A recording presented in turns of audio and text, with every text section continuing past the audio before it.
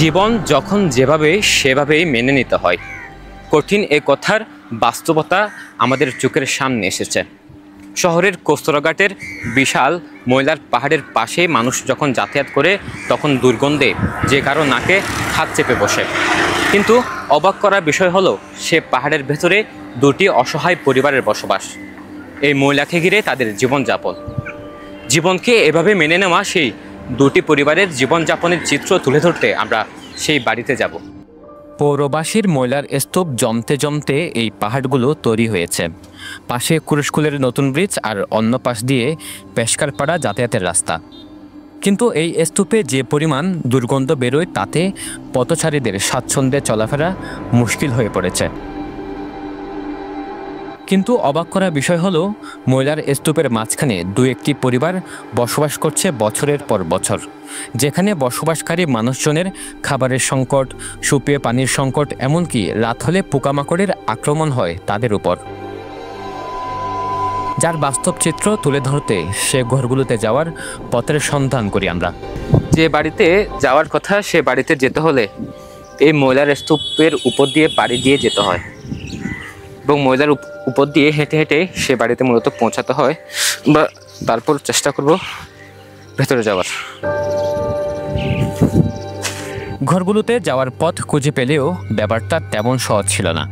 আশেপাশের দুর্গন্ধ আর আবর্জনার পাহাড়ে উঠে সেখানে যেতে হয়।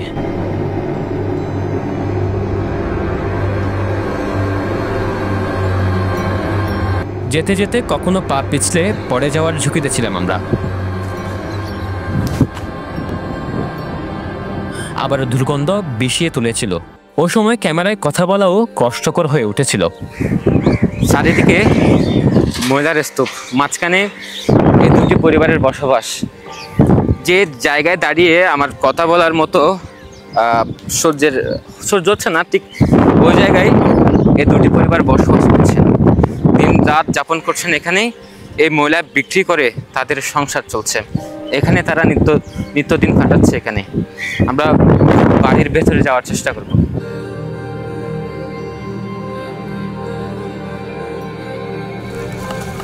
অবশেষে দূর থেকে চোখে দেখা যায় বাড়িগুলো, তবে সেখানে যেতে হলে পেরোতে হবে আরও কঠিন পথ। তবে এই মানুষগুলোর জীবনের মতোই সে সময় আমরাও নিজেদের মানিয়ে নিয়েছিলাম। শৌচাগারের নালার সাথে ময়লার স্তূপের উপর রাখা গাছের উপরে পা দিয়ে পার হয়ে কোনোভাবে পৌঁছলাম বাড়ির উঠোনে। যদিও জায়গাটি উঠোন বললে ভুল হয়, কেননা সেখানেও ময়লার স্তূপ, তবে তাদের কাছে জায়গাটি বাড়ির প্রিয় প্রাঙ্গণ।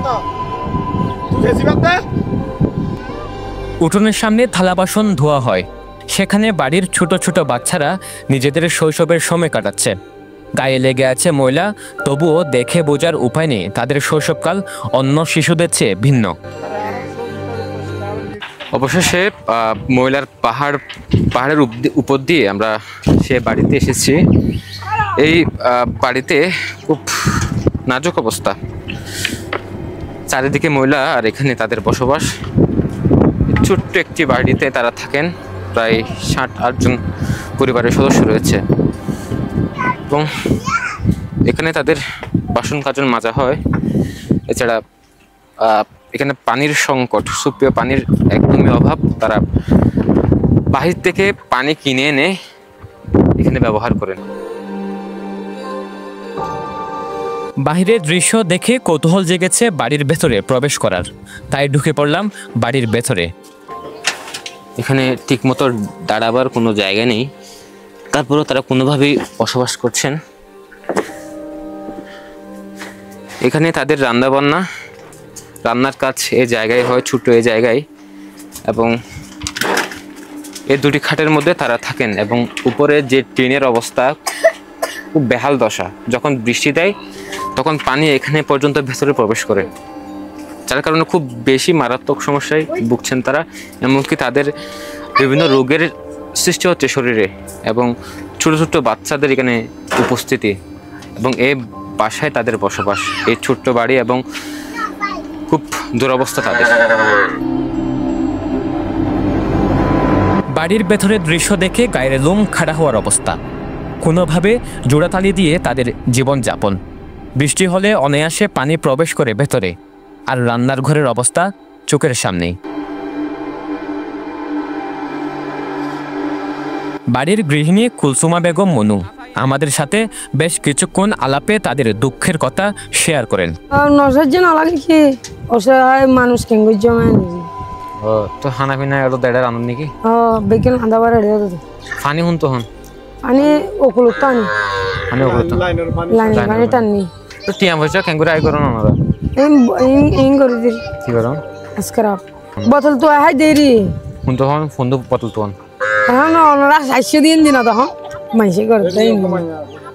আচ্ছা বোতল হন হন তো আর তিনজন তো না এ ভাই অনুগত ফ্যাট করে ছাড় দিয়ে ডেলি ক্যান ফোন টিয়া পয়সা ডেলি 4-500। ও আল্লাহ হস্ত নকি নেলতে গলতে হম হস্ত বান্নে ও আব্বা জালার বাড়াইতে মনে না হয় গবো গালে এর দ। আমার পক্ষে কিছুক্ষণ এখানে অবস্থান করা খুব কষ্টসাধ্য হয়ে পড়েছে, কিন্তু বছরের পর বছর এই পরিবারের মানুষ সেখানে বসবাস করছেন। খুবই দুর্বিষহ জীবনযাপন করছেন তারা। এখানে থাকতে গিয়ে পানির সংকট, খাবারের সংকট, আত্মীয় সংকটও রয়েছে। আশেপাশের আবর্জনা থেকে প্লাস্টিক কুড়িয়ে তারা অর্থের যোগান দেয়। কুলসুমা বেগম মনু ও তার পরিবারের জীবনের কঠিন গল্প নিয়ে আরও অনেক কথা বাকি। প্রতিদিন যে কত যুদ্ধ তাদের মাথার উপর দিয়ে যায় তা দেখতে চোখ রাখুন দ্বিতীয় পর্বে। সরওয়ার সাকিব।